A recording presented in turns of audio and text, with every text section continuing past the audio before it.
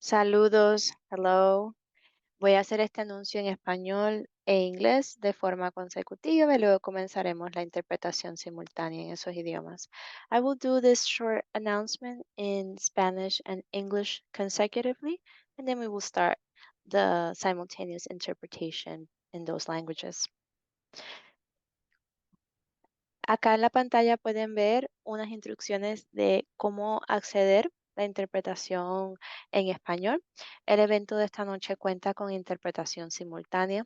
El evento será mayormente en inglés, con interpretación simultánea en español. Y para escuchar plenamente en español con interpretación, pueden acceder al canal que se indica que se indica de tal manera en español en la parte inferior de la pantalla. Van a ver un icono de un globo terráqueo que dice interpretación y ahí les va a salir el menú con la opción de escuchar el audio original, inglés o español. Si desean escuchar y participar en español, pueden escoger español. Si están en un teléfono inteligente, smartphone o tableta, el menú de interpretación para los canales les va a pedir un paso adicional y es que le den al botón de finalizar o done que aparece en la parte superior de la pantalla. Ahora voy a hacer estas instrucciones en inglés y luego comenzaremos con el evento y la interpretación simultánea. Hello, everybody. The event today will be mainly in English. There will be simultaneous interpretation in Spanish happening at the same time. However, some of the speakers or some of the people that may ask questions do speak Spanish and may want to express themselves in that way. So we will interpret the other way if that happens. So if you are not fully bilingual in those two languages, we kindly ask that you choose the English channel. In case that does happen or a question gets asked in that language, you're able to listen the simultaneous interpretation from Spanish to English. And this applies to everybody, including the access team. So in case that happens, you can also continue to provide your interpretation or or the captioning as well. If there are, I'm checking the chat, and it doesn't seem there's all the questions have also been the instructions have also been shared that way, and we can start the interpretation now as well as the event. Entonces, no veo que hay preguntas sobre esto en el chat, así que podemos comenzar con la interpretación, así como con el evento. Gracias. Thank you so much to all of our interpreters and coordinators and to Trans Equity for everything you've done to help make this happen. Hi, everyone. I'm Emi. I am the co-director of Long COVID Justice along with JD Davids. I'm a light tan-skinned femme with long dark hair and bangs. I'm wearing a black sweatshirt and I have a thin gold necklace, which is inside my sweatshirt right now. And there's a bookshelf behind me. So we're really excited for this conversation. This is a chance for us to bridge different spheres of struggle, discuss what faces us in 2025 around long COVID, COVID-19, disability, and health justice, and to think and vision together about what we need to do as a community going forward. We have some pretty amazing people in the conversation. I'm just really looking forward to it. I want to go over the agenda briefly for people who need that kind of information or framing before an event. We're going to have a quick intro, a little bit of framing for the conversation. We will have a reading from Leah Lakshmi Piepzna-Samarasinha, followed by each of the other speakers answering a couple of questions. We will then have an open Q&A, but feel free to drop questions in the chat as the conversations happen. We have a couple people moderating who will try to track all of those questions and take a look at them and try to answer as many as we can after the speakers are done. Q&A will begin at approximately 7:30 p.m. Eastern Time. I know we got started a little bit late, and I think Vula is going to drop bios of the speakers in the chat. And we're going to just get started with Leah Lakshmi Piepzna-Samarasinha, who is going to speak a little bit to this moment and read a few poems.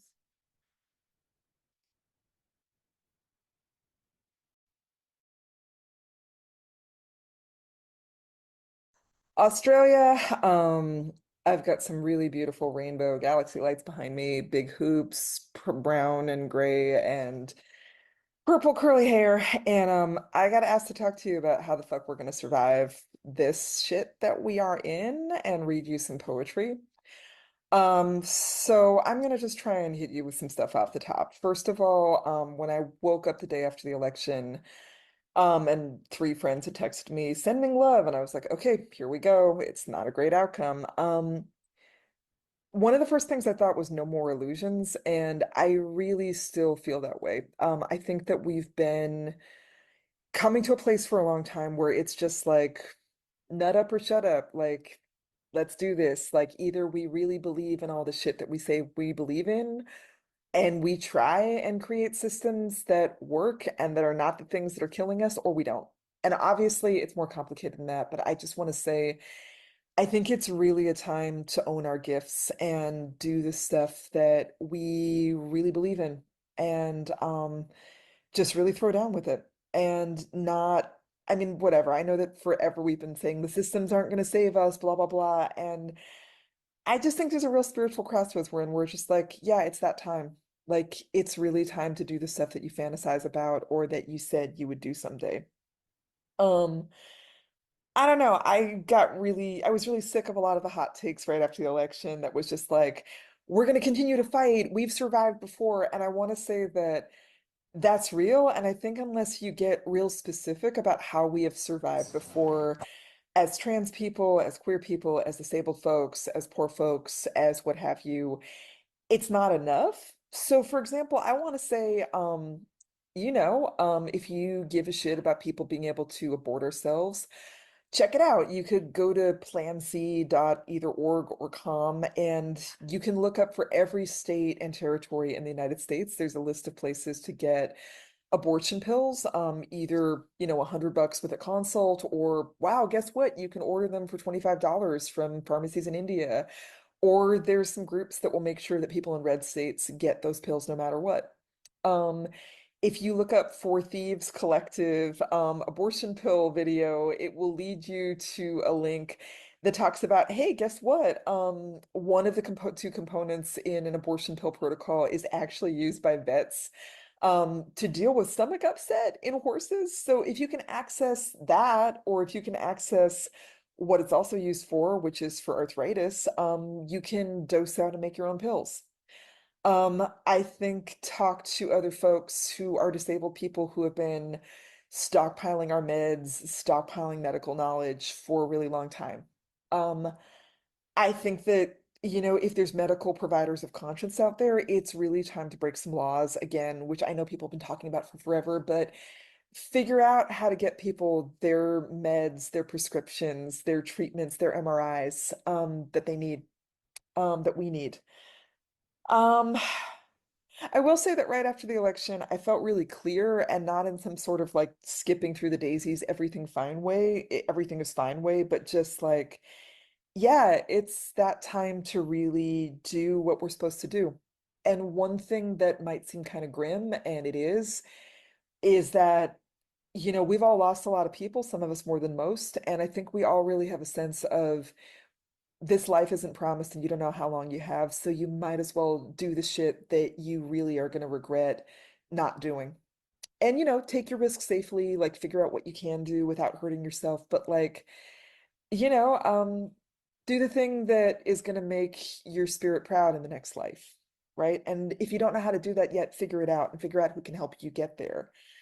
I got asked what I would personally be doing in the next, year, 4 years, whatever. And I want to say that I'm going to be doing a lot of stuff that I'm not necessarily going to be speaking of super publicly or on social media, but what I can say is that I am committed to using my skills, my abilities, my relationships to work with other folks to get people what they need, whether it's masks or eSIMs, access to healthcare, or just being together so we don't lose our shit, or being together when we do lose our shit. I'm really committed to finding joy in that and grounding in that. And I want to also say, like, especially with all the people that we have lost, it's really easy to pedestalize folks who are gone and to be like, I'm just a schmuck. What can I do? I don't know how, whatever. I'm not an expert. And I want to say that like every person I've loved who's died in the past while was a complicated human being who did not know what they were doing and would not want to be pedestalized. And I want to really lift up that as disabled folks, we really, really have shit to contribute. I really mean that. It is not a talking point. Um, sick, zero spoons, negative spoons, crazy as fuck, disabled, deaf, neuro weird people. We have shit to contribute. And I don't mean in that like, oh my God, those people have things they're doing too. They're doing their bit. How nice way. But that we have shit that we can contribute that abled and normal and hearing folks could not come up with on the best day of their lives. And after Stacey Park Milburn died, me and her and my friend Max Airborne were texting each other, just devastated. And I was like, what the fuck do we do now? And one of us eventually said, own our gifts. And I just really want us as disabled, sad, sick, crazy, deaf folks to own that the shit we do is real. When I talk about activism, I'm not always talking about like the fucking marathon. I'm talking about in the weeks after the election, friends came over and just sat on my porch and were like, I'm checking in and brought food. Or one of my friends started spinning, brought his DJ equipment and started spinning in the park. Or a bunch of my other friends talked about being long and post-COVID and what we were actually dealing with and like broke through to some vulnerable realness. And all of that shit is real. Um, I always say disability justice means doing something, and I don't mean the 18 meeting a week marathon. I mean, like, figure out that shit that only you can figure out and contribute it. And whether or not the abled left keeps forgetting about us, we're going to keep saving ourselves. And we already are. I was really depressed 2 years ago when it felt like, and it was that the abled left had really abandoned us and was like, fuck masking, fuck all of that. And I've got to say, not that shit's gone. But in looking at Palestine solidarity activism, in looking at different movement spaces over the last year, like everything from Black Star to Witches and Warriors, which is a BIPOC activist and artist residency I was part of, that are like, you know what? The government has abandoned us. No one is coming to save us. Let's mask up. Let's test every day. Let's run those air purifiers. Let's do that nose spray. It has been really to just small groups of people who are like, hell yeah, I'm going to throw an all-masked rage or dance party, it's given me a lot of hope and I want to just keep doing that. I don't believe in utopia or the revolution, but I believe in survival and I believe the shit that we do that's helping each other stay alive matters. Um, and okay, I'm trying to keep this to 10 minutes and I've got two left, but I will just really quickly say um, I know that for me, I've been really feeling my feral 21-year-old runaway self in me. And I'm remembering that one of the specific ways that I survived before a lot of legislation or rights or whatever was being a feral 21-year-old who ran away and didn't have a phone and organized analog and like talked to people in coffee shops and was part of a crazy people's movement that was 95% offline. And maybe some people have never experienced that feral runaway self. Maybe some people have never experienced the analog, but a lot of us have. So, like, I think let's reach back to bulletin boards and meetups in the park in our backyards and zines and flyers we put up to have workshops and shit of that nature and really knowing that I'm not saying that we have to abandon social media, but like these systems that we really hack to reach each other are increasingly just spying on us and stealing from us, and we can't trust it. And we got to figure out our plan B. Um, and I guess it's a disability justice thing to be that sick, feral, really sad, really negative 5 million spoons 21-year-old that's in me is still in me and is one of my greatest strengths. So now for some poetry. Um, yeah, and this is a nice segue. This is a poem called My People. My people are the fuck ups, the runaways, the ones who waited to tell their parents till they were over 21 so they couldn't be committed as easily, the ones whose therapy is backpacks and shoplifting and silence, the ones who grow as much of our own food in our backyards as we can as a survival mechanism, not a fun green hobby. The ones who whisper in our heads, I will beat you with a pipe, I am feral as fuck. And even though for right now I am somehow an unexpected sort of success, I still don't know how to adult or tame. I'm always this close to walking away into the woods with everything I own in a ripped up white plastic bag. Okay, this is called Psych Survivors Know. Psych Survivors Know. Whisper to you freezing on a cot in ice camp right now. Evade capture, run away, find a corner. There always is one, even if it's only in your brain. You're still human no matter how much they treat you otherwise. Maybe you become other than human because of what you endure. That doesn't make you less. There is dignity in feral. I wish we didn't have to keep whispering, enduring, playing dead, but be invisible, disassociate, go into the neurodivergent deep black star silence, suck dick for a phone. Organize in ways they're never going to know how to see. Bank on their incompetence, their petty squabbles over jurisdiction, them distracted by the porn on their phone. Find each other again. Disappear into the sky memory. Dream as long as you need to. There will be an after. Survive for it. How we made it.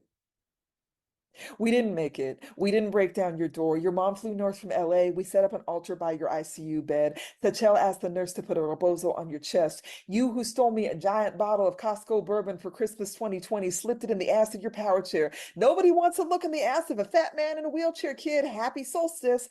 I poured out most of it that year. So many prayers, and I sipped the rest. We were terrified. We did not know how to do this.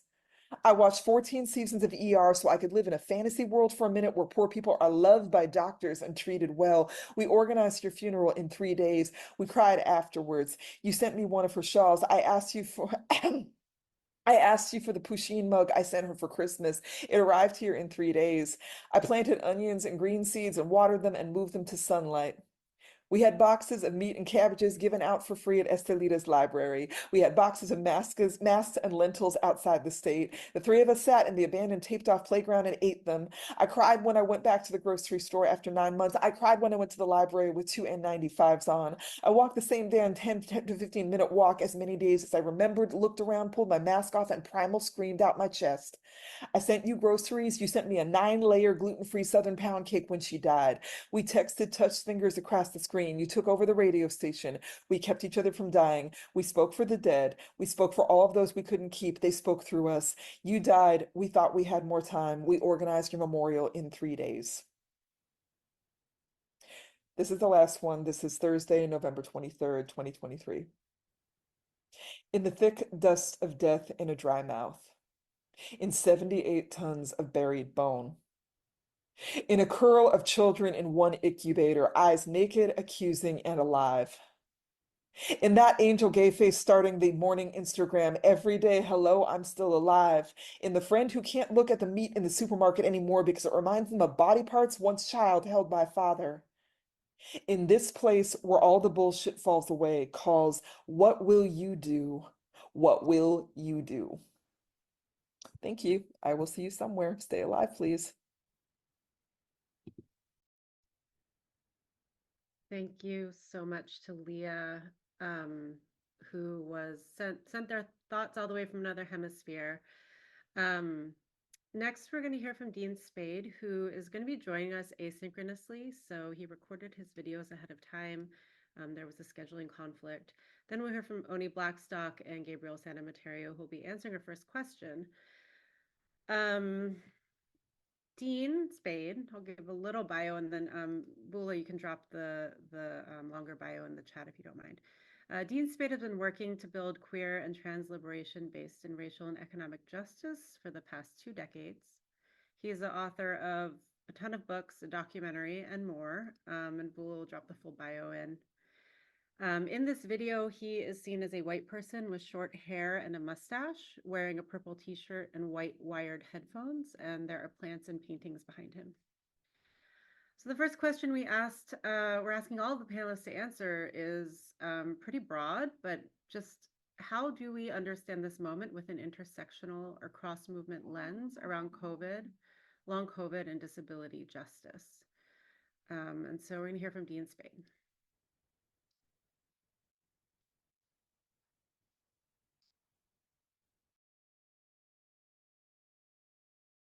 That is not what I meant to do. Give me 1 second. No problem. And we'll have Dr. Oni Blackstock immediately following that answering the same question. Remember to please add your questions in the chat. We'll be collecting them. We'll try to answer as many of them as we can during the Q&A.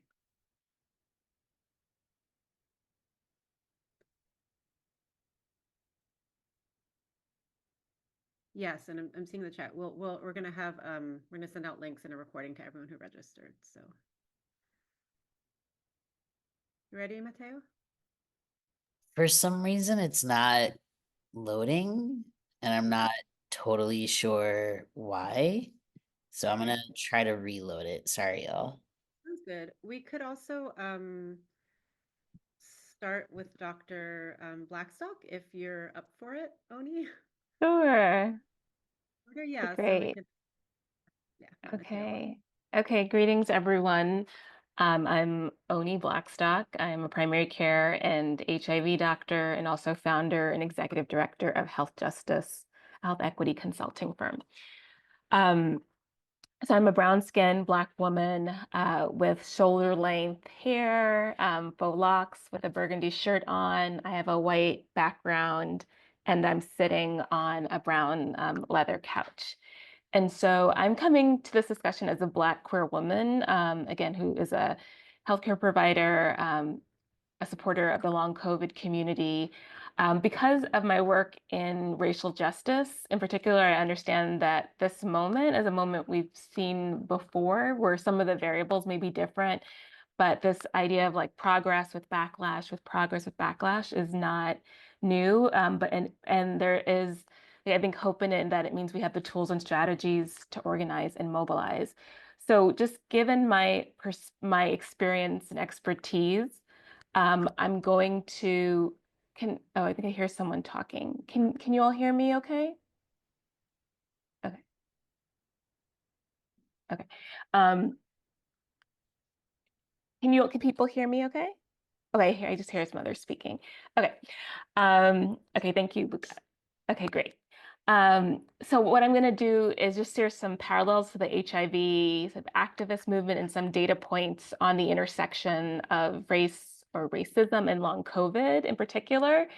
So like the long COVID movement, HIV activism has really been rooted in self-empowerment, which more formally started with what many of you may know as the Denver Principles that were created in 1983, and that were in large part influenced by the civil rights, the feminist and disability movements of the 60s and 70s.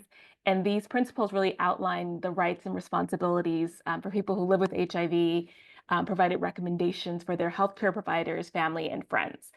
Like HIV, COVID has disproportionately impacted marginalized groups, in particular Black and Brown, disabled, queer, and trans people.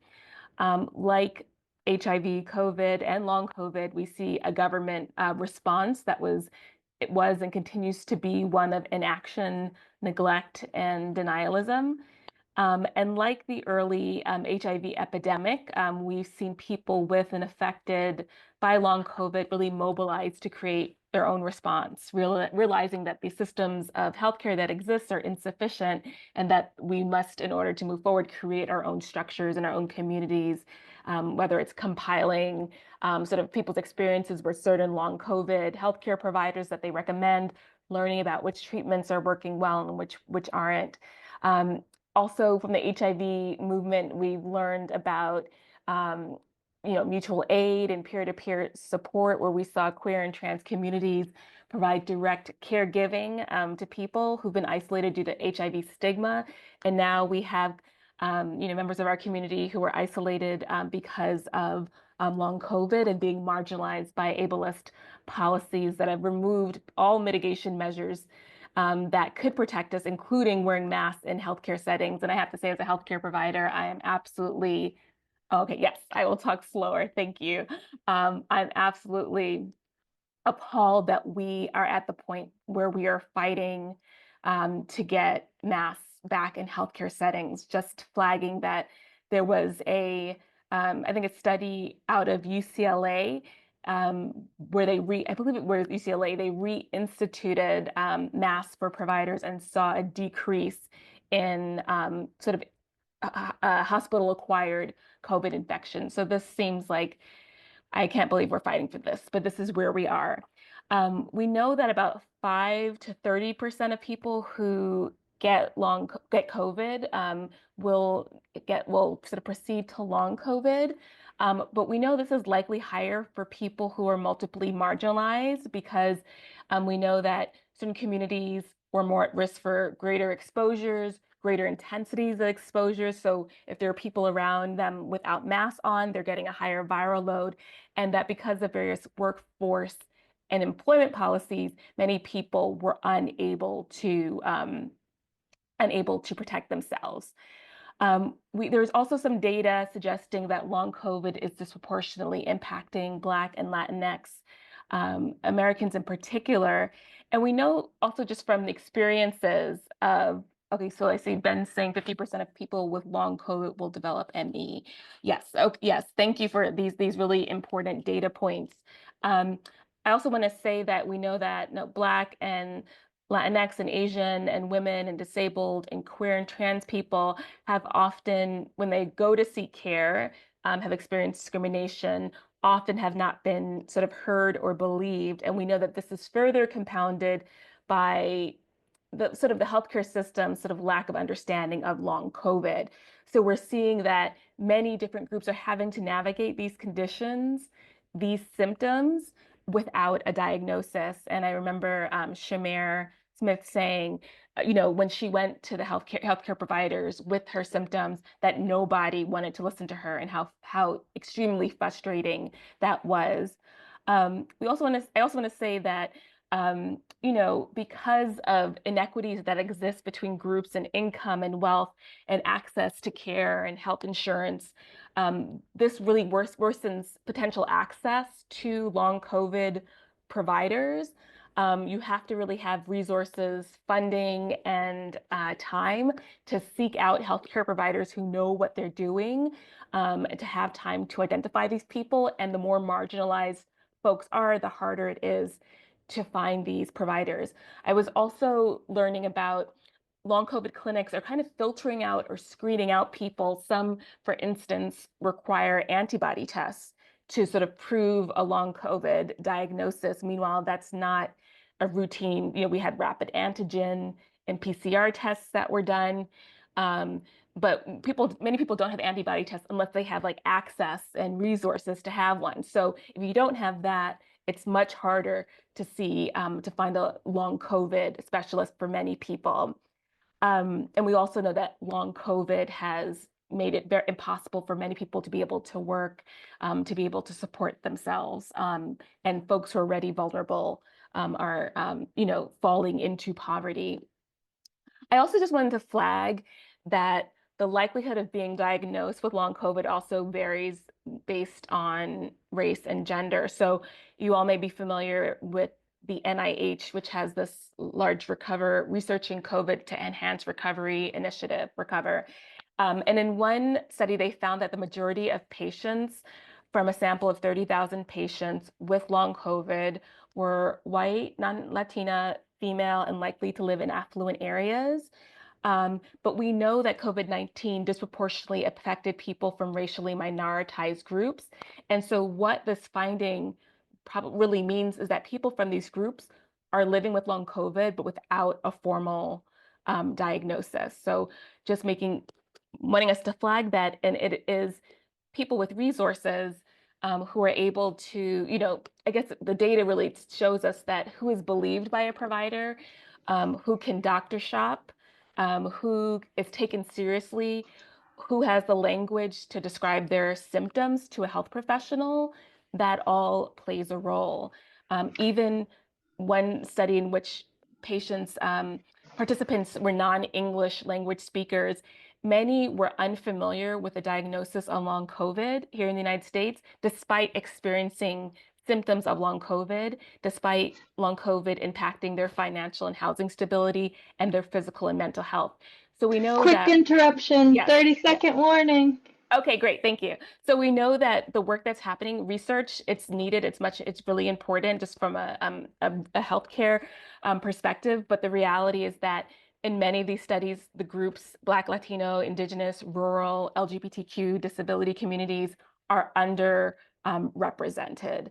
So what I wanted to just say is just, again, just sort of have us be aware of these issues that are happening. We're learning lots of really interesting information. But I think in the next part, when they ask us sort of what our call to action are, I will say what I think they are. But just to say, we even know that individuals with comorbid conditions such as HIV are more likely to have long COVID, and that obviously this is a virus that can persist for years. So just to say, we are here. This is a challenging time. We are learning more about long COVID. We know that it has these inequities in terms of its impact on different groups. But just to say that, again, with any progress, there's backlash, progress, and backlash, and we have the tools to mobilize and organize for change. And I hope to mention some of those in the next session, the next question. Thank you. Thank you so much, Oni. I think we have Dean ready to go. Mateo, is that true? So what we're gonna do is I'm gonna share the screen where you'll see the transcript while it's showing, and as opposed to the full screen, because I couldn't figure it out and folks have asked for the combination. So here we are. Technology. What are we gonna do? We're hearing from Dean Spade now. Okay. In the panel, I'm so sad I can't be there synchronously, but I hope. Oh, did that accidentally stop it? Here we go. You stopped it. These remarks are useful. What is...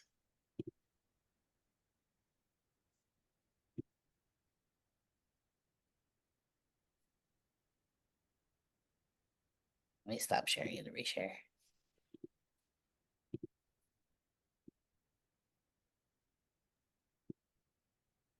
Is it working for you all or no? It was for a second. Okay, let me reload the screen. Sorry, y'all. No worries. We ran through all this, everyone. We had an hour of tech check before this, but you know things are always unpredictable on Zoom. Yeah, Mateo, let me know if you want me to move on to Gabriel. Happy to do that. Oh, All right. working. Thank you so much for including me in the panel. I'm so sad I can't be there synchronously, but I hope these remarks are useful contribution to the conversation. First question I was asked to answer is about how to understand this moment. And one thing I'm thinking about a lot is that I think we're, worse off than we were in 2016 when Trump was last elected. One obvious reason for that is that we are living with COVID and we have been for years. And, more people are chronically ill and there's like massive denial of the ongoing pandemic and of people's illnesses. And, that's part of the broader pattern of our society of ignoring chronic illness and, refusing to treat it and to support people experiencing it and creating a work world in which that is impossible. And I think that the way that COVID has been dealt with has like really ramped up eugenics thinking generally, and there's like a widespread acceptance of the idea that like weak people, old people, people with illnesses should die, and that people with disabilities should die. Like that logic, I feel like just ramped up so severely, and then both in the initial period of COVID and then ongoing with the denial of COVID and the denial of masking and of any sort of approach to reduce people's vulnerability and make sure that people can go in public and get what they need without being exposed.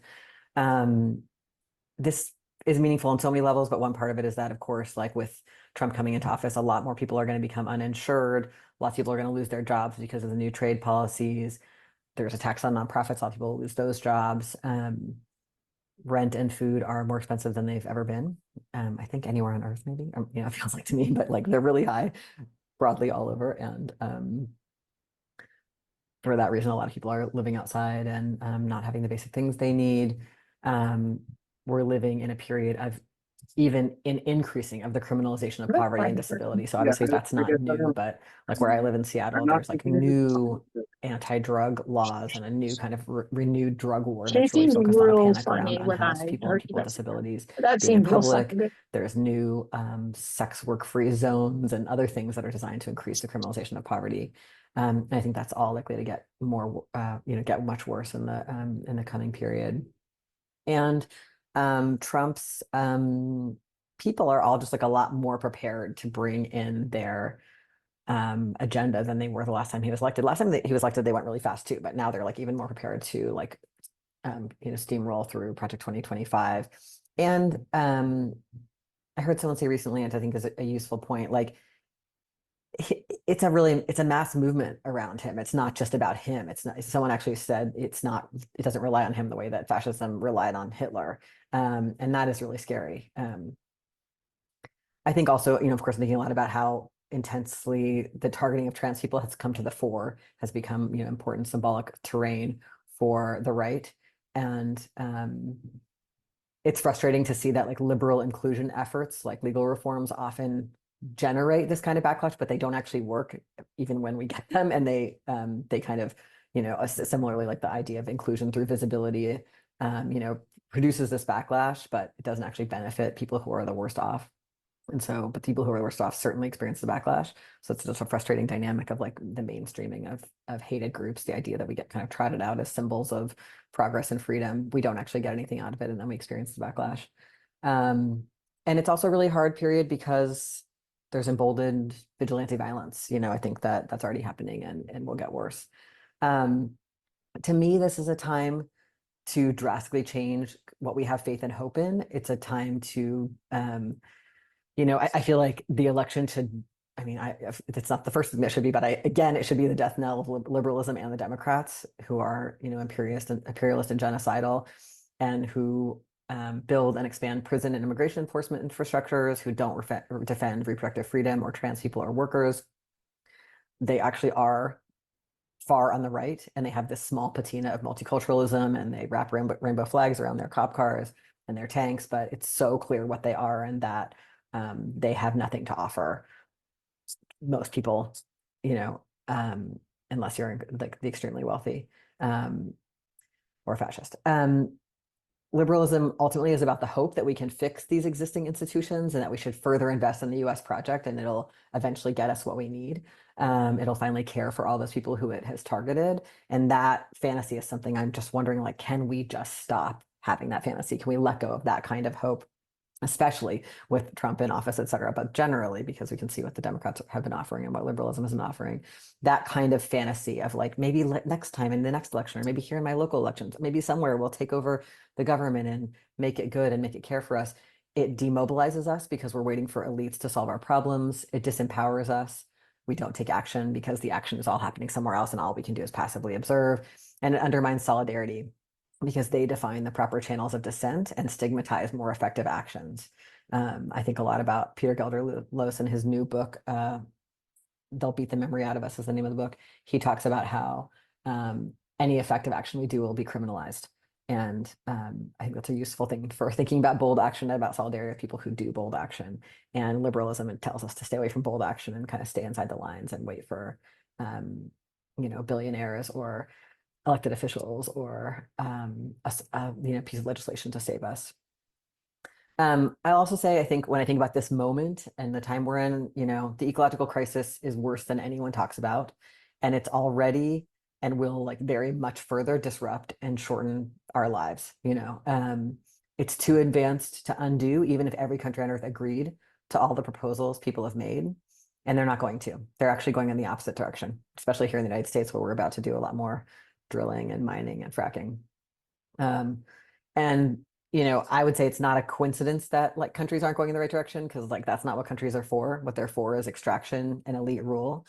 The point of countries is that a few people dominate almost everyone else. And I think it's useful to remember that countries didn't exist, states didn't exist for most of human history. They are the most violent technology. They are the cause of ecological collapse, not the solution. Their job is to extract and concentrate wealth and keep everyone else under control. So they're not going to solve this for us. And it's terrifying that so many people have been made to believe that states are what will solve our problems and care for us. And I would say this is like the biggest delusion that we're all under together, that, you know, so the sort of societies we live in are under often. So countries exist for domination, not care. And they do small amounts of care for legitimacy and to quell resistance. You know, there are small amounts of, you know, healthcare programs or childcare programs or disability related programs. But the truth is that over the last half century, there's been a more open shift away from that and towards just directly controlling people with military, police, border. The idea that that they kind of haven't there's been a push away from sort of soft control, because all those, you know, welfare programs are also controlling that. We all know they tell us, you know, who's eligible, what you have to be like, what counts as sick or healthy, all of those kinds of racialized gender norms that are incorporated in the sort of caring programs are a form of control. But even that has been kind of pushed away from by US government generally. And as they've moved towards the sharper, harder controls that are more naked. So yeah, the point of this is no one's coming to save us. We're all we've got. We're all we've actually ever had, of course. And the fantasy that someone's coming, to me, just keeps us from doing what is actually needed. And that, of course, is always direct action and mutual aid.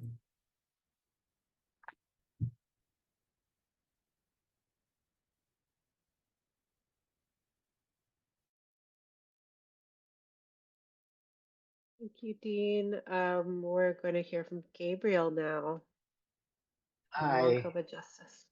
Yes, can you hear me?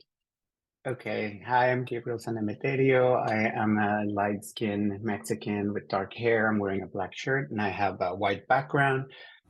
And in the interest of time, I'm just gonna keep my answer short. I would say that yes, while we're in uncharted territory because there's so many of the illusions we had of checks and balances that are gone now, and we're facing pretty totalitarian power. There are things that just kind of haven't changed insofar as like there have been diseases, complex chronic diseases before that have been stigmatized and ignored, like ME/CFS. I live with ME/CFS. I'm also a person living with HIV. And so long COVID exists in this continuum of infectious associated chronic conditions, right? It's just the latest crisis, but it's not the only one. There's been others before. And so we're really going to have to rely on each other in order to survive as our ancestors have. And that we stand on their shoulders. And I would quote Dr.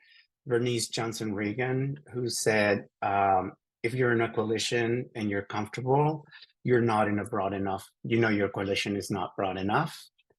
So I think we are going to have to get into coalitions to survive, and we're going to be more than just uncomfortable. And we're going to have to be kind to each other and probably more tolerant, but unity and solidarity are going to be more important than ever. And I cannot stress that enough. And that means moving at the pace of our slowest, really considering and taking into account the voices of those who are most marginalized and many a times homebound because of the conditions that the pandemic has created or because of the limitations that their bodies impose on them. Without them, we cannot move ahead, and none of us will be free until all of us are free. I mean, corny as all that sounds, and it's been said before, but I think it bears repeating. So thank you. Thank you so much, Gabriel, and thanks everyone else who spoke. We're running a little bit behind because we had some technical issues. So we're just gonna go straight to the second question here, with starting with Dean Spade. The question is, what are your hopes or intentions or provocations for the year ahead? What will you be doing, and how are you going to approach the work that's in front of us? And I think Mateo. Okay, there we go.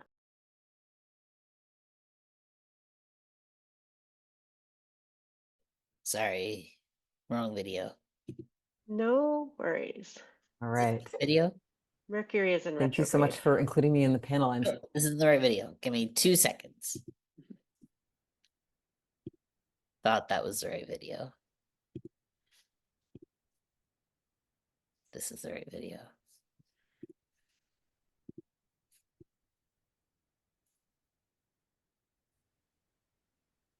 all right. The second question I was asked to answer is about the year ahead. You know, as I mentioned at the end of my last answer, I think, you know, direct action and mutual aid are the center of what we need to do, which is not new, but feels even more urgent than ever. And especially connecting with people who are new to our movements, who are newly angry and scared, and coming towards us. So yeah, we need to stop our opponents and care for each other, meet each other's basic needs, engage in community defense against things like ICE arrests and raids, evictions, you know, criminalization. We need to feed each other. We need to support, you know, learn self-defense so we can support each other in the face of these vigilantes. We need to hide each other. We need to prepare for the coming disasters. I get a lot of inspiration right now out of thinking about, like, it can feel so overwhelming that, you know, our opponents have all the money and the guns and they run all the institutions. And, you know, for me, the shift towards being like, all we have is all the people, all we have is each other. The fact that like everyone on earth is losing from what's happening. And so I really like to think about examples where people use their numbers to stop something, even though it can be hard to think that way because right now a lot of people are demobilized, but I think it's possible that that changes if we organize together. And I think a lot about the story that Vicky Osterweil told in her excellent book, In Defense of Looting, about the black bug squadrons in the 1930s that would, they were called that because there was a lot of black communists and also other people, and people would, it was in New York City, people would find out that like someone was being evicted and they would like go through the streets and get all these people to come out of their houses and they would all go to where the person was being evicted and they would stop it with their bodies. They would outnumber the cops or marshals or whatever. And they stopped like tens of thousands of evictions in the period of the early 1930s, like a third of New York City evictions they stopped during that period of extreme economic distress. And that is very moving to me. And I've seen people show up and try to stop sweeps of homeless encampments in, you know, lots of places. And I'm like, how many more of us need to get involved in that work to make that happen? This kind of work, this kind of like direct support work, mutual aid work, and community defense work helps prepare us for the coming weather's disasters, you know, the fires, the floods, the storms, the smoke. It helps us know the vulnerabilities in our community, be ready to support each other, and know how to share things. It's really, really important. It also is a really vital entry point for people coming into our movements. Most people want to get involved in something where they can actually help one another, and you know, get kind of misdirected into symbolic action a lot, or just doing things online or just signing petitions. And so how can we bring people into like material transformative work that also builds like the relationships and the skills to keep ramping up their participation in our movements? All of this to me is about cultivating faith and hope in each other and the goodness of other people and generosity and courage and fighting together, even though we don't know how it's going to turn out. Like these are the kind of practices that this work can produce, which is really hard because we've been raised in societies that tell us that we're all selfish and greedy and we you know, can't trust each other and we need to compete. And so it's a really big deal to like move from having faith in elites and in elite solutions to having faith in one another and like taking risks together. One thing I think is really useful in this time is to always be asking ourselves whether the action we're about to take is solely symbolic or actually addresses material conditions. How to make sure we're not doing things based on a belief that we can convince elites to stop, you know, being who they are, that we can convince our opponents to stop harming us if they just knew the truth about how bad prisons are, how bad pipelines are, how bad war is. It's like they know, they don't care. And so I'm really interested in like how we can move away from like tactics that are about like symbolic, especially symbolic arrests. Kelly Hayes.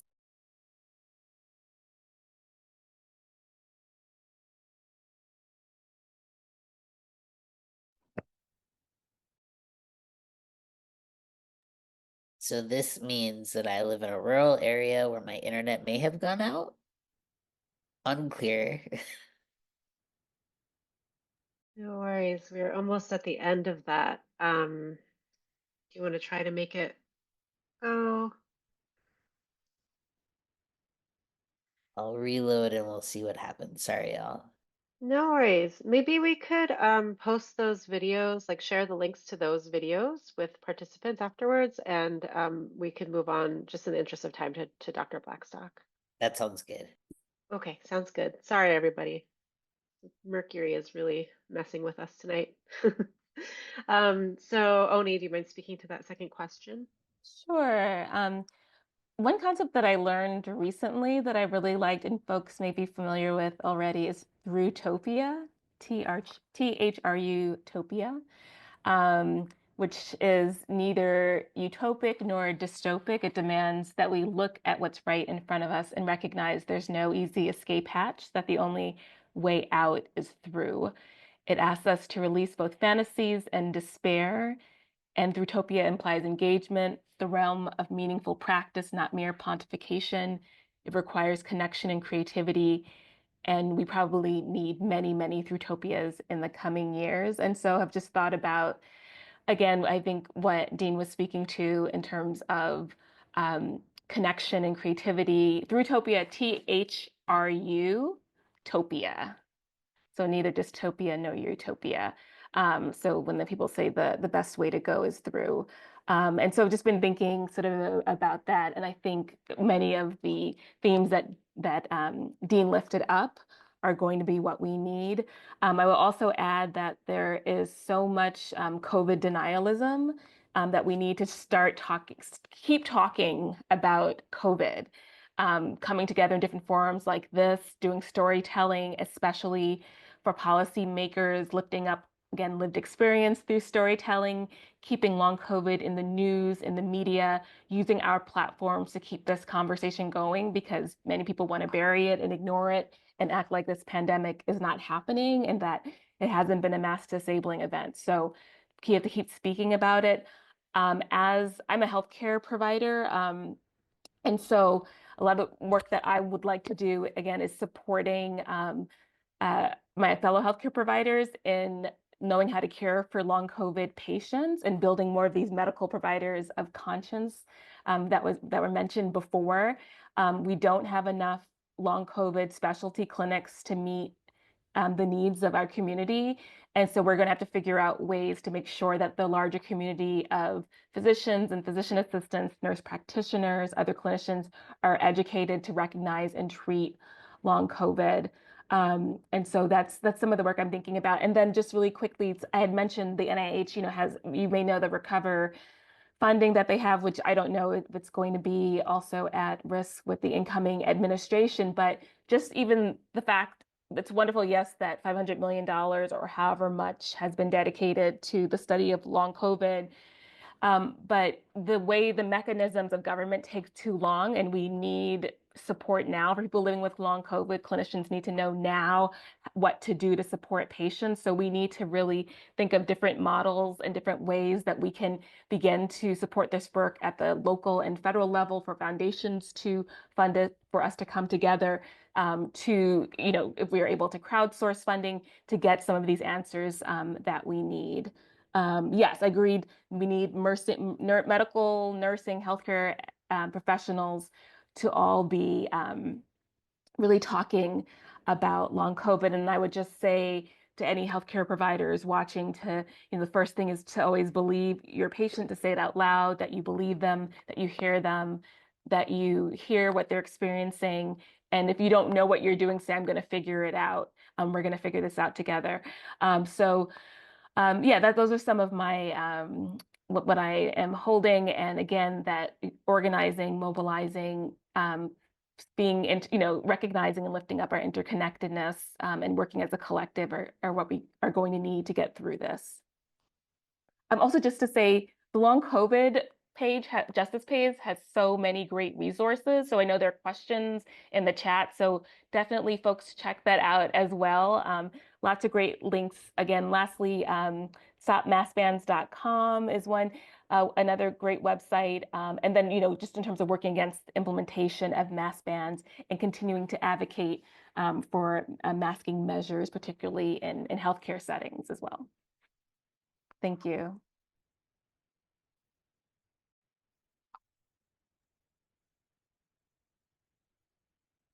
Gabriel, you are muted. Yes. Hi. So what gives me hope in these times is people like Dr. Blackstone, people like Dean Spade, like Leah.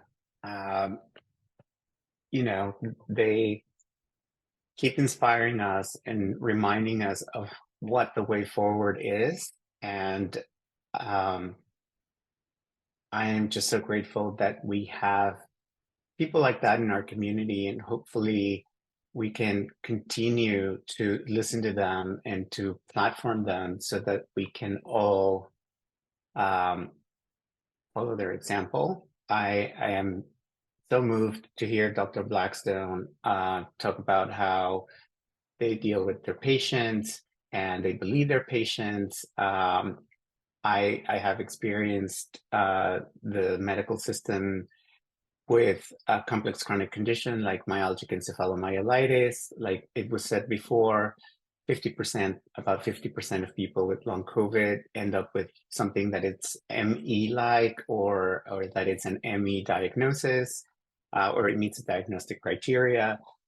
So I have run into providers, and my own HIV provider is very much like, I hear you, and he believes me in everything. And then when push comes to shove, then he'll just be like, I'm not an expert. You got to go. I can give you a referral. In any case, if more doctors would be willing to just listen and probably go off the book and just prescribe, work with their patients, right? I know that the trans community, we're going to have to start doing that. We're going to have to start getting our medications and our needs met, likely off the record. So mutual aid, for as much as it signals, I mean, a big failure of the state, we're coming up against a pretty dysfunctional state. So yeah, mutual aid is also a source of hope.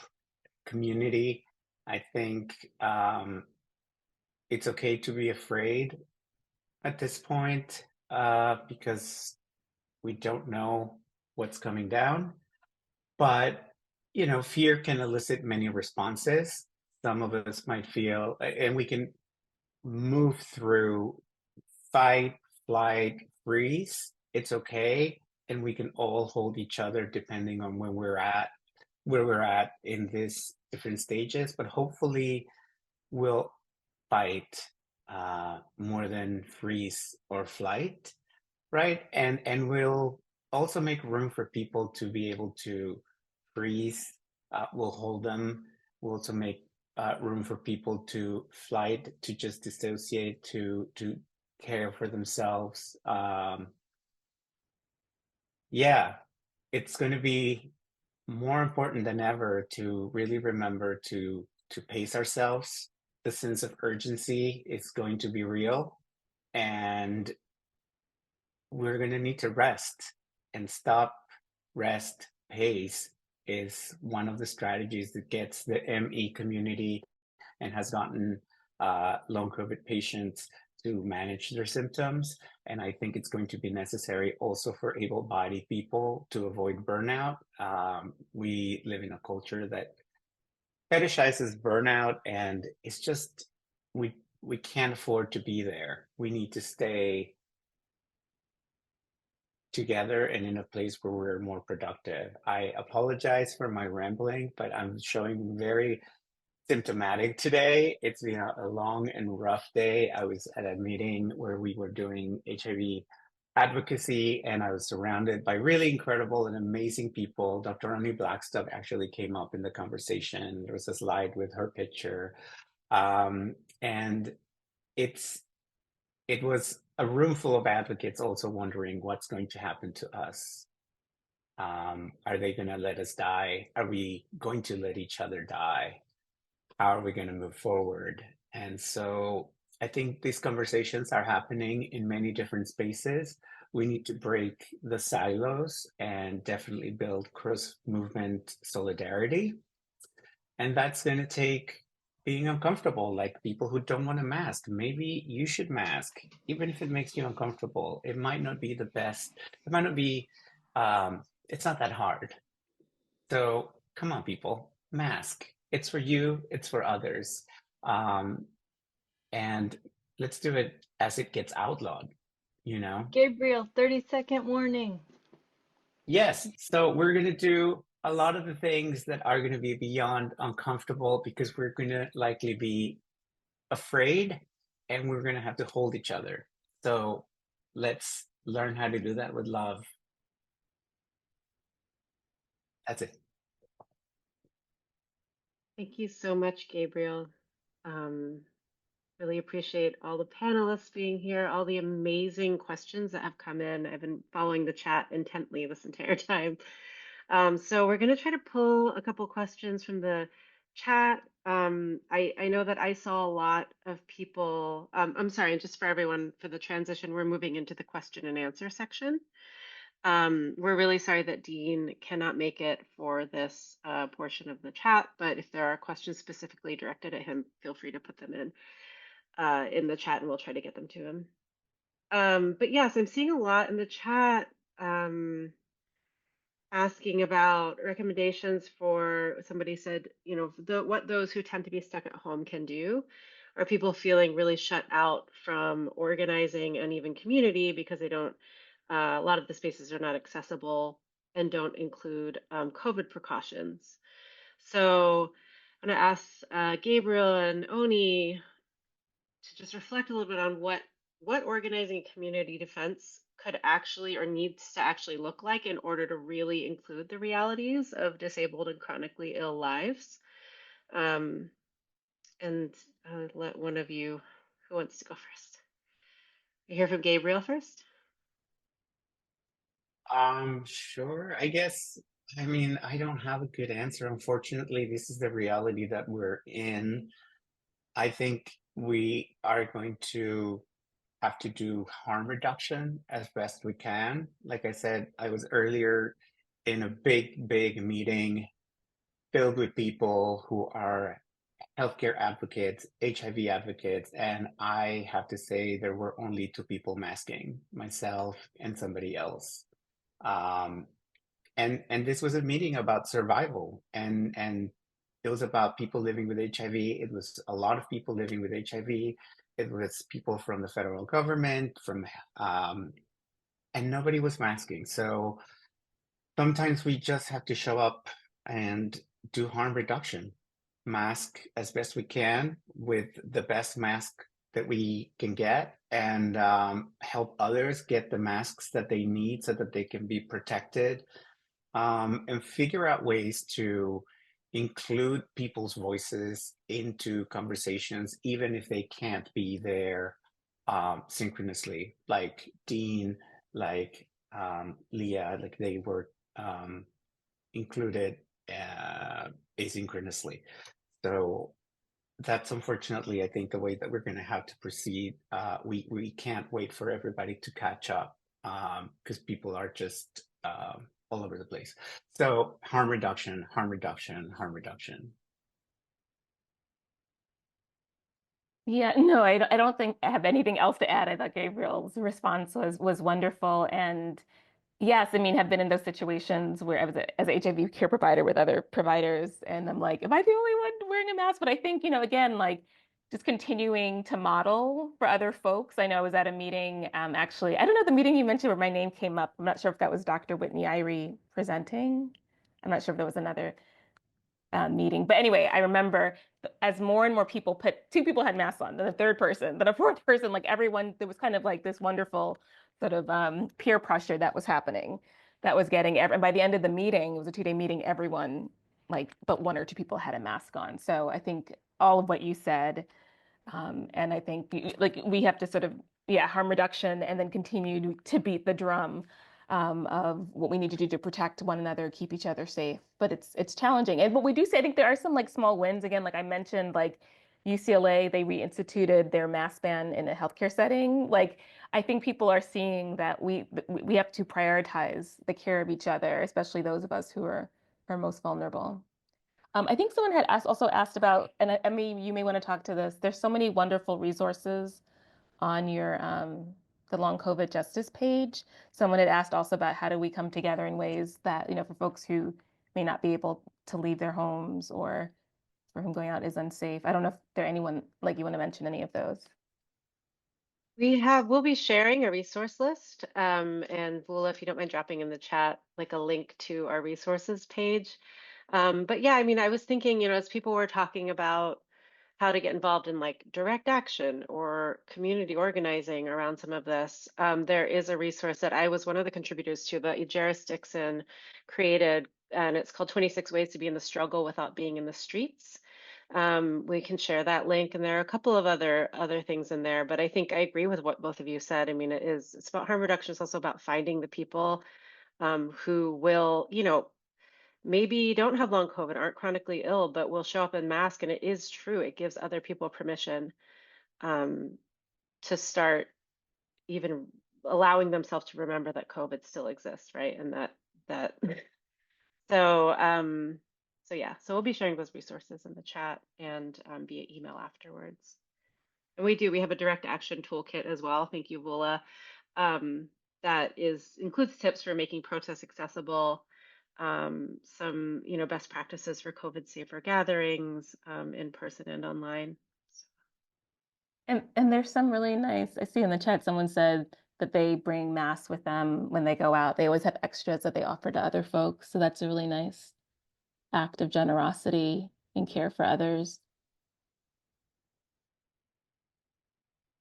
Thank you both. We have so many good questions. There's one here that I feel like I want to ask both Gabriel and Oni because of your background with HIV advocacy and organizing. And with Long COVID Justice, we do a lot of work through that lens, looking at the global HIV model and really looking at like what it can look like. And JD always says this, like, what does it look like when there are actual resources dedicated to addressing some of these issues? And the HIV, that we're at a point where there are significant resources.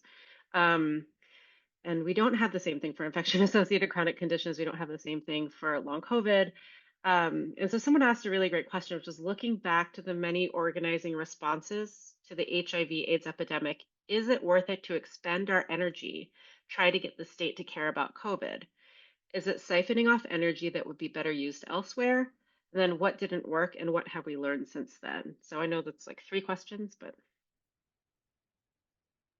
Yeah, and maybe it's like a both and versus like a either or, because I do think with the history of HIV activism, so much of all of what happened with HIV, what began at sort of a grassroots level, began with like mutual aid and peer-to-peer support, and so much of that activism really pressured government. And typically pressured, the pharmaceutical industry. And here we are with, every 6-month injection that has like 100% efficacy to prevent HIV infection.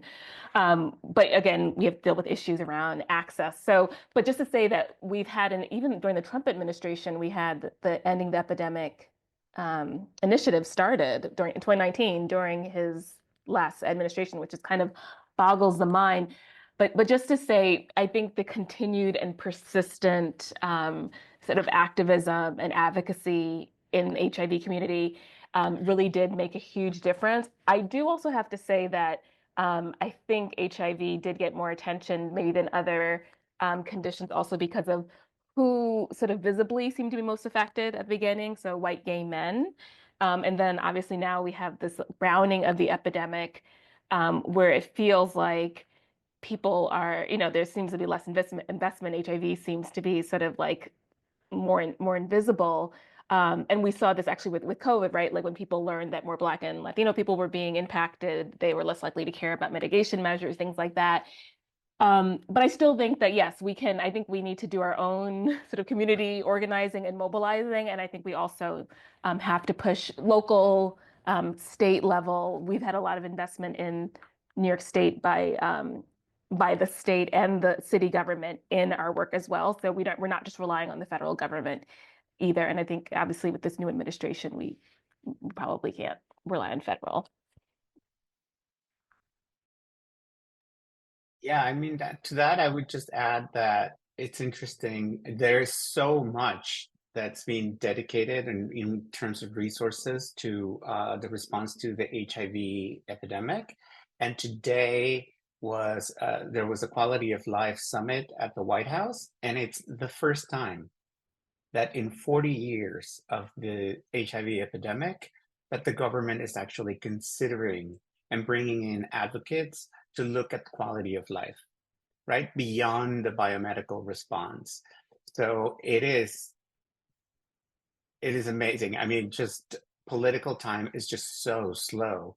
So we really need the advocacy and involvement of people with complex chronic conditions, particularly because we don't have tests like the test for HIV, right? HIV is like you got it or you don't. With complex chronic conditions, it's such a spectrum. There's just so much. It requires to trust the patient, and a lot of what affects us is really quite directly against capitalism, right? Like fatigue, pain. How do you believe people if there's no objective way to measure that? I think it comes down to that. With HIV, at the moment that they were able to say, yes, you have it, no, you don't, you're able to exclude or include a whole group of people into services, and you can't do that with complex chronic conditions. So we need a more equitable system for everybody, and I think that's why we need to fight for those with complex chronic conditions, because that will improve life for everyone. Thank you so much, Gabriel. So we have 4 minutes left until we're at our stopping time. I just want to quickly let people know that we might go over a few minutes with the Q&A into the open discussion time that we had allotted about a half an hour for. And so, I mean, one thing I was thinking about is, we're speaking on a day when the Supreme Court was hearing a case that could determine access to gender-affirming care for many people in our communities, with pretty broad and serious implications. And it's a good reminder that the state will not save us, and that we need to prepare to organize community defense and mutual aid in more creative and urgent ways. But at the same time, many people, as you've just spoken to, in our communities rely on those services and systems in the short term. And the terrain of our struggle and survival is definitely going to be impacted by changes at that level. So when we're thinking about like access to healthcare and services from the state and other institutions, that's something we have to look at as we build and strengthen mutual aid and community care networks that have always helped us survive. And I wanted to ask panelists what they expect to see in the coming years in terms of policy or other changes that might impact the ability of our communities to access the healthcare and services they need, what you're doing to prepare. And as someone asked in the chat, more specifically, like, are there steps we should be taking for our care, like I assume just in order to access care or to prepare before the inauguration? So we're thinking very specifically about the change in the administration at the federal level.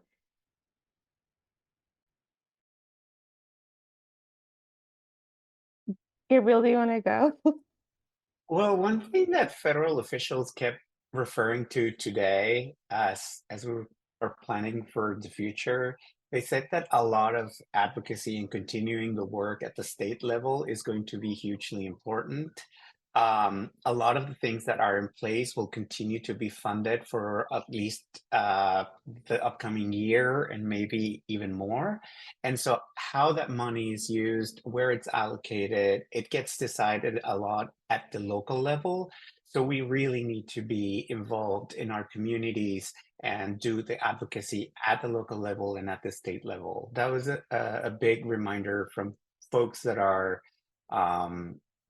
sort of federal employees and hopefully remain in their charges, because we are trying to stay in touch with them. But that was a good thing. In regards to the state, I mean, we have to remember, like, the state is spending our dollars, these are our taxes, and we have to pay them no matter what. So we have to push them to spend them the right way and not in warfare, right? We want healthcare, not warfare. Ditto everything Gabriel said.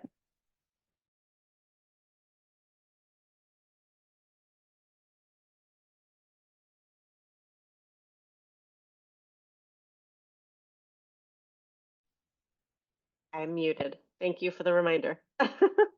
I was just saying it's amazing. You two are a great pair. And I'm excited to, continue our conversations offline.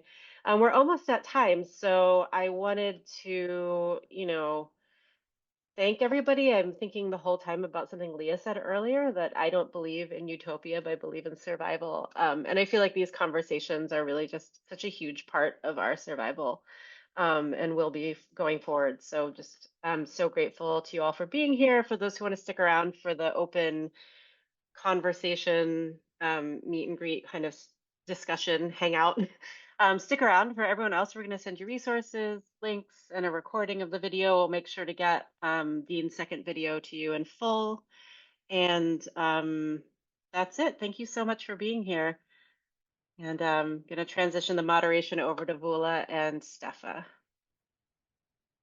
Thank you, everyone.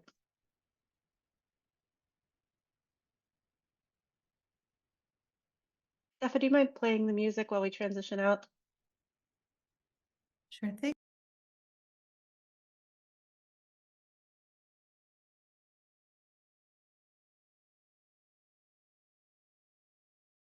And maybe while we're here, Gabriel, I don't know if you can speak to this, but somebody said, can you go back to the question about steps we should take before January 20th? Will this continue to be recorded, the hangout time, or I don't know? Steps to take before January 20th. And, and this can be anyone. I mean, we're in a discussion. We're in an open discussion now. So Yeah, I'm not sure, Vula, I want to defer to Vula and Stefa for the moderation, but I think if other people have thoughts, I think people are sharing things in the chat. I almost feel like we did this webinar where we did this thing called pod mapping, which is actually I am totally blanking out, but it's like a Mia Bay Area Mingus. collective. Yeah, Mia Mingus does this pod mapping where you like map out who you can rely on. So you plan on, if you get sick, if you were in a crisis, who you could rely on. And it's not necessarily all your loved ones or the closest people to you, because people react differently in times of crisis, right? So it may be people that maybe you're not that close to, but that are they might be willing to help you in a pinch, right? So mapping out your community and who you're close to and start building those relationships. I mean, it's now more important than ever, right? So maybe it's time for our pod mapping, because we're all going to face a hostile, more than openly hostile environment. So we should plan ahead and map out, like, who do we trust, who do we rely on, who we can ask for help in a pinch, who may be good for listening, who may be good for emotional support, etc. Like trying to figure out these more pragmatic things, and also what can we do for others, right? Who can I be a support for? Like, what kind of privilege do I have? How can I get something for somebody if necessary? I think these are important things to consider, like before stuff hits the fan, which will probably not be until like a few months in, but it's never too late to start.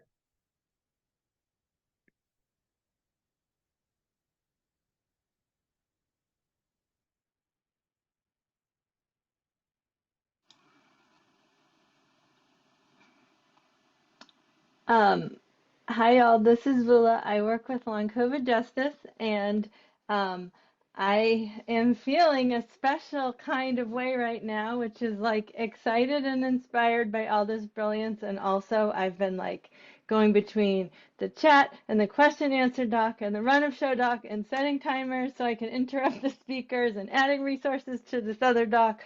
So I'm feeling a lot of things, and I'm excited to be here with you for this sort of experimental situation that we are trying to do now, where we're having an open chat when probably lots of stuff is like bubbling up right now for everybody, both questions and things that we want to share, and we're in different time zones, and it's all a lot. So we are going to try to find some way to keep this engaging and accessible, but we haven't quite done this before, but we wanted to suggest that people can put questions or offer resources in the chat. And again, we're going to pull everything that's been shared and send it out to you, so no need to grab it all now.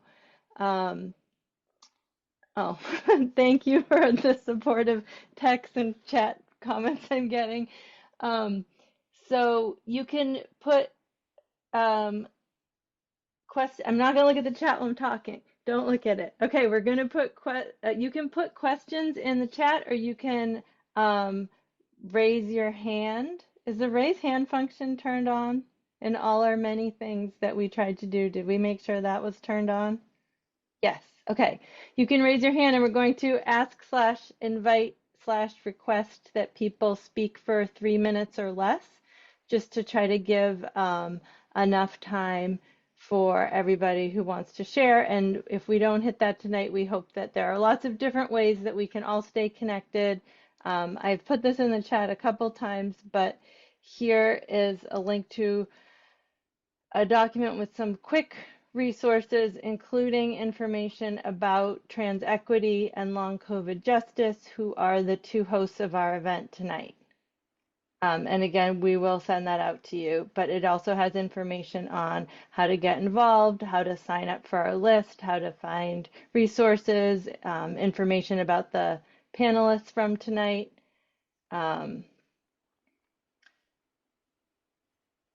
Okay, and Stefa and I are going to be working together on this. Stefa, could you please share the slide that has the access requests for this part of the night? And well, I just want to flag that people are asking how to raise your hand. Oh, great question. You go and react on the little heart that's in the bar at the bottom. And it says raise hand when you click on the react on the little heart. I also want to say I have not been paying attention at all to the chat because I can only do one thing at a time. Multitasking is a capitalist lie. So That's okay. That wasn't your role. Can I share something super quick? I just want to name, as like we go into this section and we talk about mutual aid, that we're really, really clear that we have been in catastrophe for a really long time, and folks have continued to show up with people that they didn't think they would show up for, right? Because when something actually happens, we're not sitting down to have a conversation about what our values are, we just show up. And so I want to invite us to think about, what does it actually mean to be in community with people that we may not completely align with, but that we are responsible to and for? And what does that mean for us as individuals? And what does that mean for other people in this particular moment where we don't necessarily live next to our people?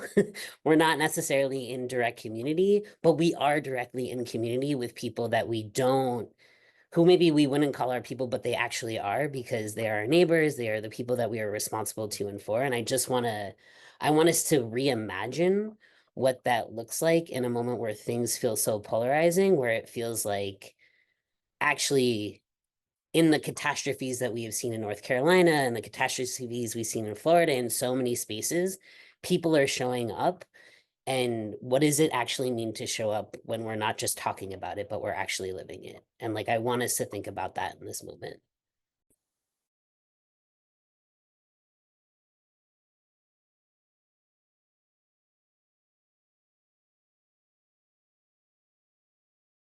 JT.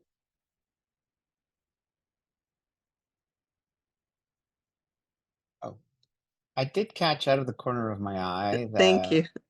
Oh, go ahead, JT. Oh, is that okay? Right.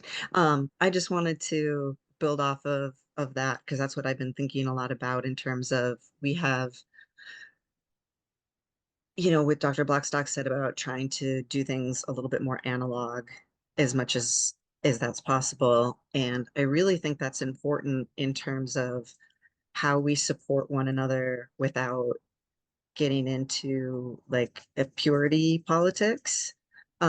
Because I think when we're talking about the ways that government is failing us, that's going to include all sorts of people who we don't always share values with.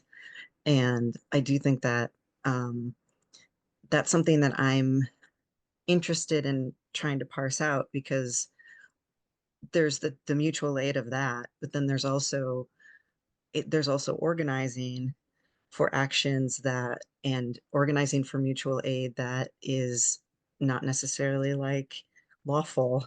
And so how do you sort of acknowledge that people, even who don't have your values, need mutual aid, and also like create enough trust and support so that I'm not like going to get somebody's not going to get me in trouble because I'm sharing a medication with somebody who needs it. You know what I mean? Like these types of Yeah. things I think are important to parse out. And I don't think I need to get along, or I don't think I need to align on all issues with all people, but like these are certain some of the things that I'm sort of trying to sit with in terms of like movement building, coalition building, and also just getting to know my neighbors, because honestly, that's probably the most realistic thing for me at this point in terms of like the limitations that my disabilities, including long COVID, have. So thank you. Thank you everybody for all your time. This is amazing.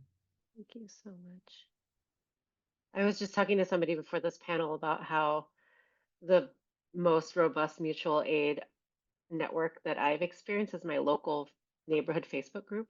And it's not people who, read the same things I do, and certainly not people who even really have an analysis about mutual aid. So I just wanted to very quickly acknowledge that I saw out of the corner of my eye somebody saying like talking about multitasking as an ADHD thing. And I have to say, yes, it's some people superpower. And just like Leah said, you know, all the neurodivergent people who can do wonderful things, and I admire that. I just can't do that. And I think the problem with capitalism is just telling us that we all should do it. I think the people who can do it absolutely go for it. But being forced into something can't that some of us can't do that's where the problem lies. But thank you for the reminder that some people actually have these superpowers and can actually do more than one thing at a time. I believe Jules raised their hand, so if Jules wanted to share.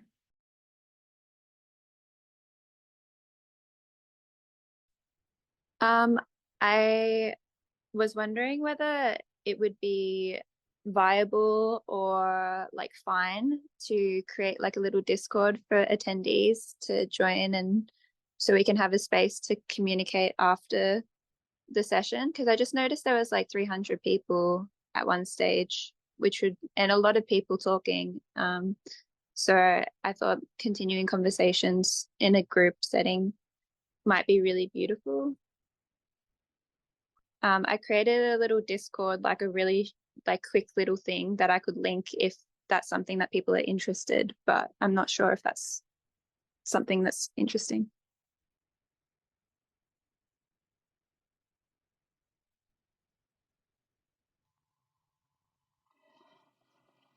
It looks like there is some interest in that, so we would love to share that with the when we send out the resources. We also have resources on our page that has links to lots of different groups on Facebook and Discord, and some of them are affinity groups or identity based, and some are broader. But yes, feel free to put anything in the chat that you want us to send out afterwards, because hopefully there's lots of ways that we can all stay connected. And I see that Deepa has a hand raised. Can we go to you next?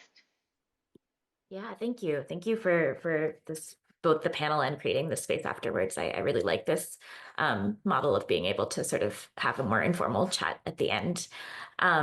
I just wanted to build on a little of what both Gabriel and Dean were talking about around ecological collapse, and also what JT was saying around, you know, building solidarity with communities that we might not necessarily always completely align with, but have some things in common. And so I work in climate policy at the local level in Washington State, and so I've just been thinking a lot about, as you know, and I have long COVID, and thinking a lot about the sort of intersection around clean air, and how that, you know, there's a lot of discussion around clean air when the pandemic started that, you know, faded away, and I just haven't seen enough of sort of the intersection of other ways in which we're being impacted by climate catastrophe be like folded into, at least in my work and where I am, be folded into advocacy around COVID and COVID protection. And, you know, I think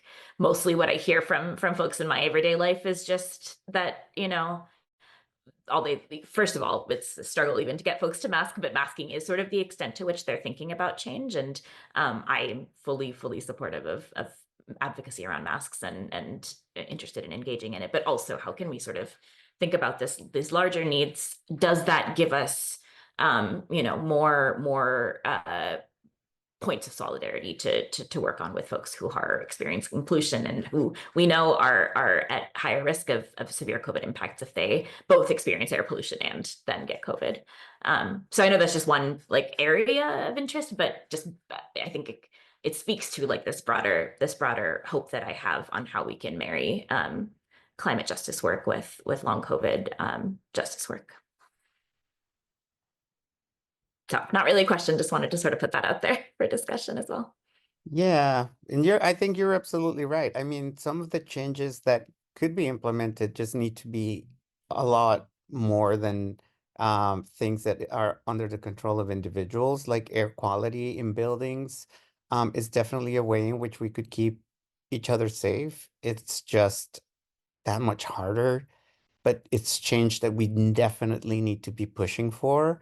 And I wonder if more people would get on board, as, you know, they talk about the precarization of life for like the middle class. And now we're seeing in many urban centers like New York City, you see these luxury buildings around like the entrance of a tunnel, right? And so like the air quality for these people in their luxury homes is terrible. And so maybe that's where we'll start to see some push for better um, policies in regards to like indoor air, but I wonder how long that's gonna take.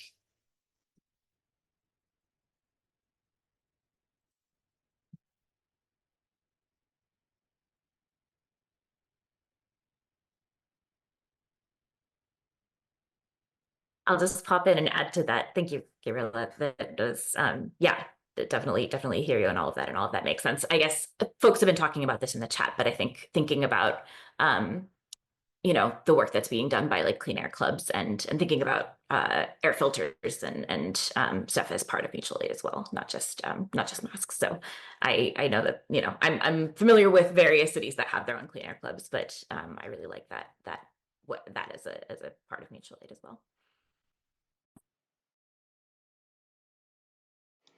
We have Jenny raising their hand.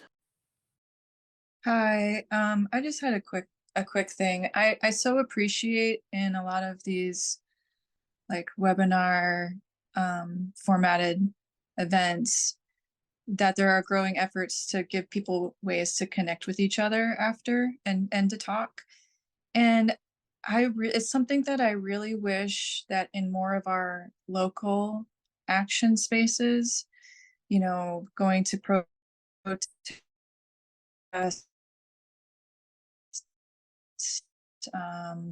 intersectionality and masking, and there's people with a lot of desire to build more community and coalition, and all those things are talked about, like, you know, somebody speaks about it, but then when I actually try to build connection with the people there, it doesn't seem like there's a lot of bravery to try to make that happen in those spaces. So like for people who are facilitating more local actions, I just want to add that like I'm feeling and also hearing from other people a desire for more more pushes or like gentle suggestions, that we do try to build those connections and have more of this like sort of, okay, now turn and like let's have an informal chat sort of thing, like in person events as well. So for whatever that's worth. Thanks.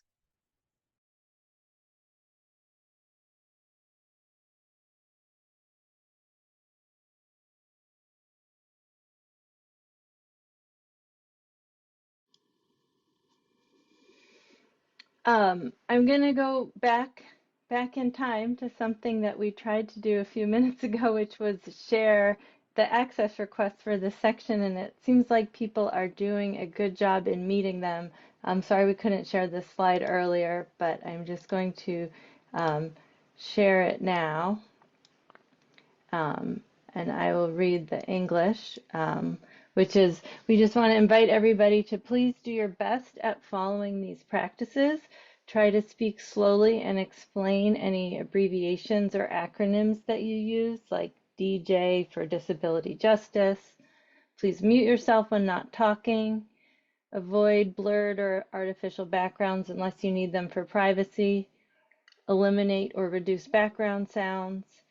Participate with as good an internet connection as feasible, like closing unnecessary tabs and apps if you have internet problems. Keep your camera still and turn off your camera if you need to move it or yourself while you're talking.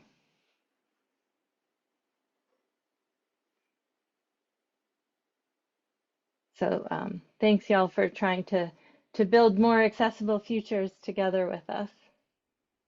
I'd love to see, yeah, I'd love to see you putting it in practice. Sorry, Gabriel, go ahead.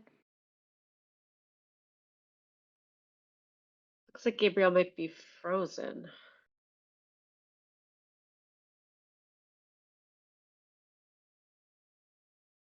Yes.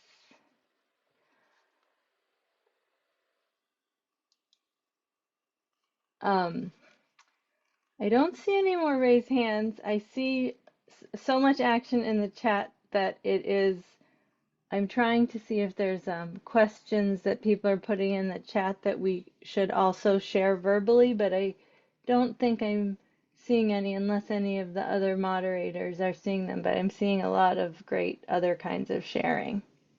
Someone just raised a hand if we wanted to go to CG Matovina. Great. This is CG talking. I didn't realize my last name was there, but okay. I just had a question kind of piggybacking off of what the last person just asked, is where's that line between inviting more people into direct action and other types of like community building, like I think they mentioned something about like after a protest, or like how there's a Discord coming up after this type of webinar. And how do we walk that line of security and inviting people in who are newer to the movement? Because I know a lot of barriers I faced when I first started was people didn't want to share because they didn't know who I was. So there's that level of security, especially in a like very potentially oppressive and police state. Thank you.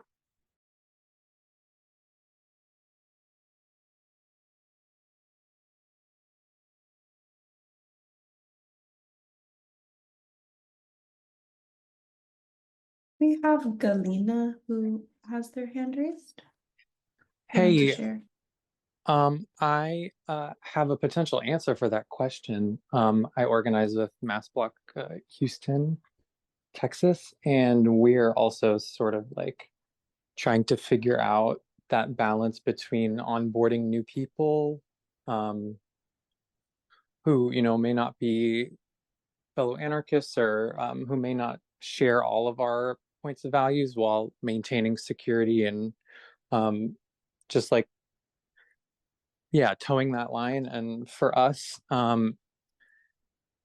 it really feels like if you have people you organize with, I think it's important to like have a level of trust established and to meet in person if you're doing work together, but also creating opportunities for new people who may not be may not be there yet, to kind of be in the space as well, and give people opportunities to onboard basically. But it is tricky to figure out how to toe that line without just inviting absolutely anyone. It's difficult.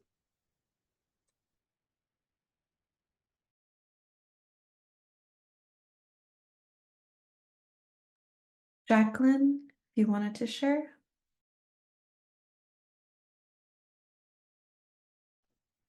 Yeah, hi. I have also organized. Um, I've organized with fellow BIPOC folks in my field of work, and we had to be really careful about online, like Zoom meetings even. And actually, this happened with another long COVID situation where the Zoom meeting was hacked. So, I would take some time to get to know who's already organizing and ask them, and it doesn't even have to be around long COVID, it could be around anything in your community. You know, ask them what they know about the community, how you could help, and start making connections locally around different things. And then I would also, there's a lot of information from BIPOC organizers that have been organizing for decades and decades.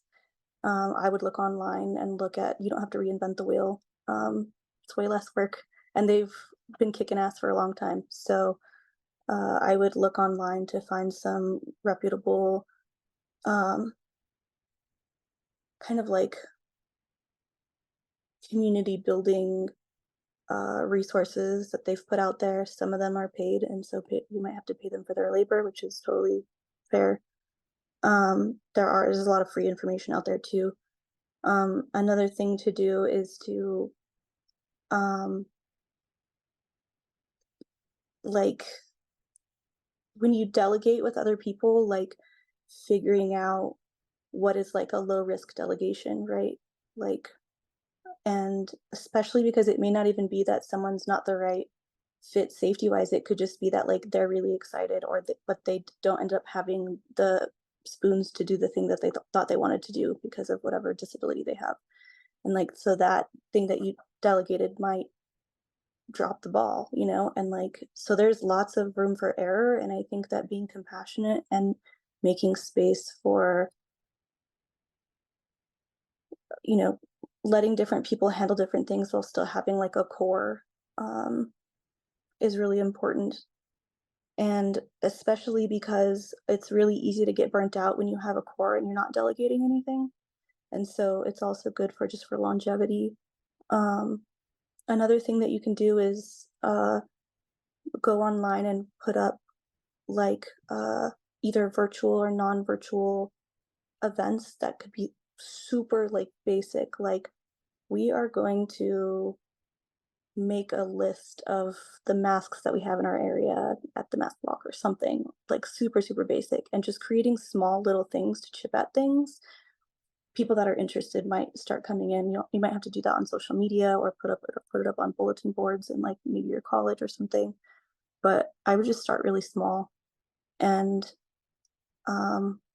there's a lot of like info, like security stuff that you should do around like just internet hygiene, which is really important. So I would definitely look that up as well. A lot of sex workers are really good at figuring out internet hygiene. So I would look that up. see, like I said, you don't have to reinvent the wheel. Just look for people that are already doing the thing and find out how they're doing it. So those are my thoughts on that.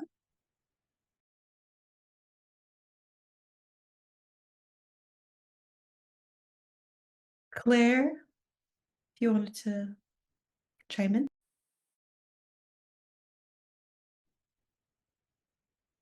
Yeah, hey. Well, I just thanks to the last person, I learned so much from what you said.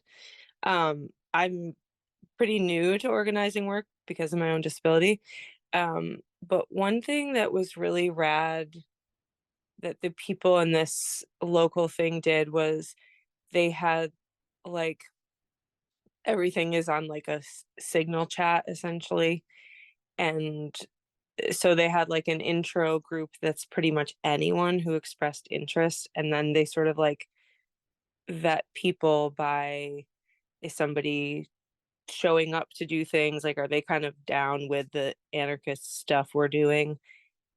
And also, like the last person said, like how committed do they want to be? If they want to be like more involved, then those people, those of us get moved to like a more kind of a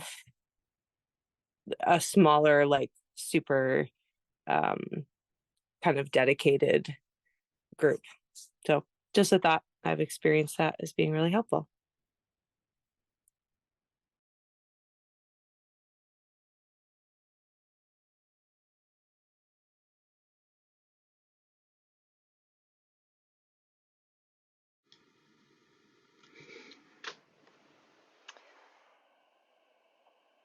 Thank you all so much. I see that we're at 8:31. Did we decide? I don't. Oh, I don't think I see any more hands. Um, so, did we decide we're going over a few minutes, or is now our time to close it out? If anyone Excuse. has any burning comments? Just I'm noting to myself that we can include a bunch of resources around digital security and surveillance in the resources.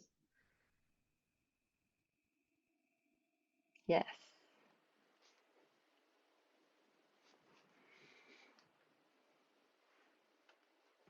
Jacqueline has. Yeah, I just want to share out loud what someone put in the chat, which was also remember that the fear of informants is a tactic, not just actual informants. When we are scared to organize, who wins? That was posted by Julie N, and I agree with that. And I also want to say that, like, yes, informants can fuck shit up, but when it comes to like a full-on community and you're doing shit and one person comes in to fuck shit up, there's still going to be that base of people that give a fuck and people that are still going to keep working. So just keep going.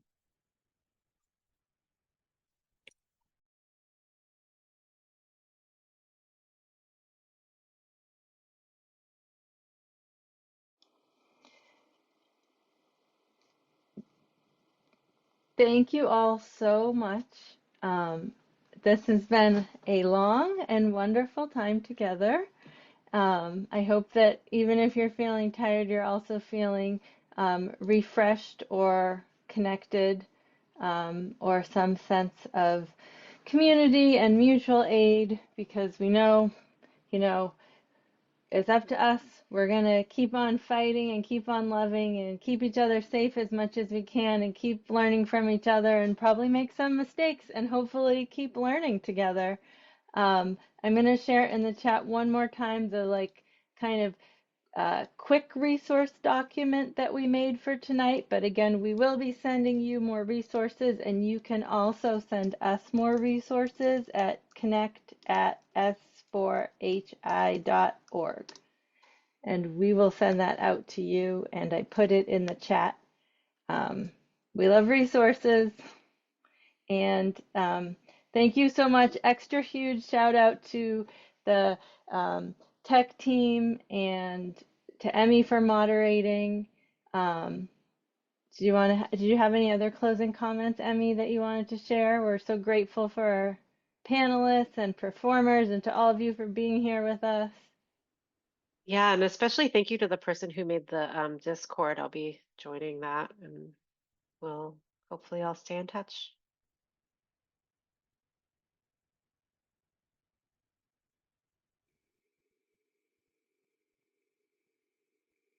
An extra shout out to the interpreters and the CART folks. And we're so grateful for your support and to be here with you. I'm going to play some exit music as people leave the chat. Feel free to keep interacting. We'll leave the room open for a few more minutes. What?